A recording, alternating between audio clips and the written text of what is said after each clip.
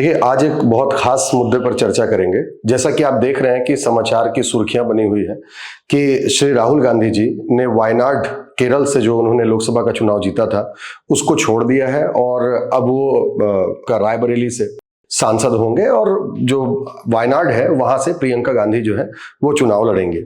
तो यहां पर इस बात को समझने की आवश्यकता है। देखें, हमारे देश में चाहे लोकसभा के चुनाव हो, राज्यसभा के चुनाव हो, विधानसभा के चुनाव हो या विधान परिषद के चुनाव हो, इन सभी चुनावों की प्रक्रिया क्या होगी, नियम क्या होंगे, तौर तरीके क्या होंगे, इसको बताने के लिए एक संसद ने कानून बनाया जिसको हम जनप्रतिनिधि अधिनियम 1951 कहते हैं, रिप्रेजेंटेशन ऑफ पीपल्स एक्ट 1951 कहते हैं।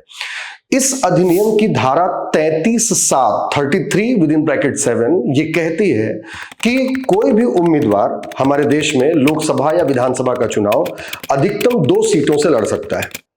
और यही कारण है कि समय समय पर अलग अलग जो राजनेता हैं, पॉलिटिशियंस हैं, वो 2 सीटों से चुनाव लड़ते रहते हैं। जैसे आप देखें कि 1996 में श्रद्धेय श्री अटल बिहारी वाजपेयी जी ने 2 सीटों से चुनाव लड़ा। एक लखनऊ सीट थी और एक आपका गांधीनगर की सीट थी। 99 में श्रीमती सोनिया गांधी जी ने 2 सीटों से चुनाव लड़ा, बेल्लारी कर्नाटक और आपका रायबरेली से। 2014 में श्री नरेंद्र मोदी जी ने 2 सीटों से चुनाव लड़ा, एक आपका वाराणसी और दूसरा गुजरात का बड़ोदरा सीट से।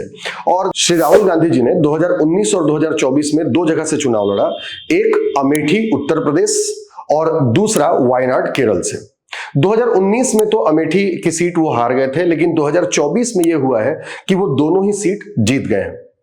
अब चर्चा करते हैं कि अगर कोई उम्मीदवार दोनों ही सीट पर जीत जाए या किसी एक सीट पर जीते तो क्या होगा। यदि मान लें कि 2 सीटों पर वो चुनाव लड़ता है और एक सीट पर ही उसे जीत हासिल होती है, तो ऐसी कंडीशन में जिस सीट से उसने जीत हासिल की है वहां से वो सांसद होगा।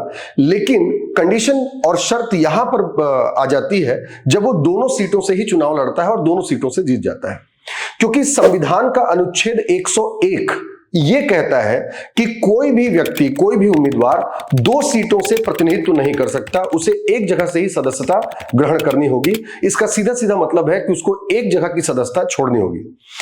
जनप्रतिनिधि अधिनियम 1951 की धारा 70 ये कहती है कि अगर कोई व्यक्ति, कोई उम्मीदवार लोकसभा की 2 सीटों से चुनाव लड़ता है और दोनों ही सीटों से वो विजयी हो जाता है, तो 14 दिन के भीतर उसे किसी एक सीट को छोड़ना होगा और छोड़ने के लिए उसको ऐसी सूचना लोकसभा के स्पीकर को देना अनिवार्य होगा।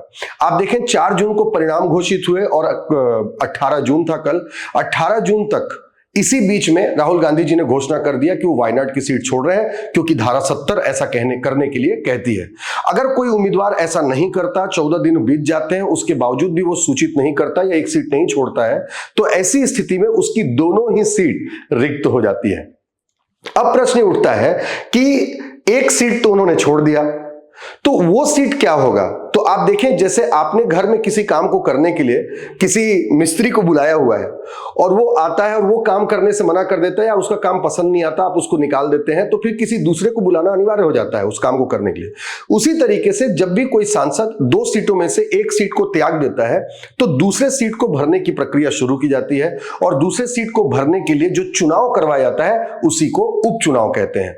इस तरीके से उपचुनाव या बाई इलेक्शंस करवाए जाते हैं और इसी कड़ी में प्रियंका गांधी वाड्रा को आपका जो वायनाड सीट है वहां से कांग्रेस के प्रतिनिधि के रूप में उपचुनाव में घोषित किया गया है।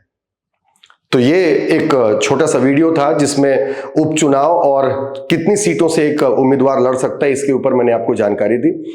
अगली वीडियो में हम कुछ नए मुद्दों पर चर्चा करेंगे। धन्यवाद।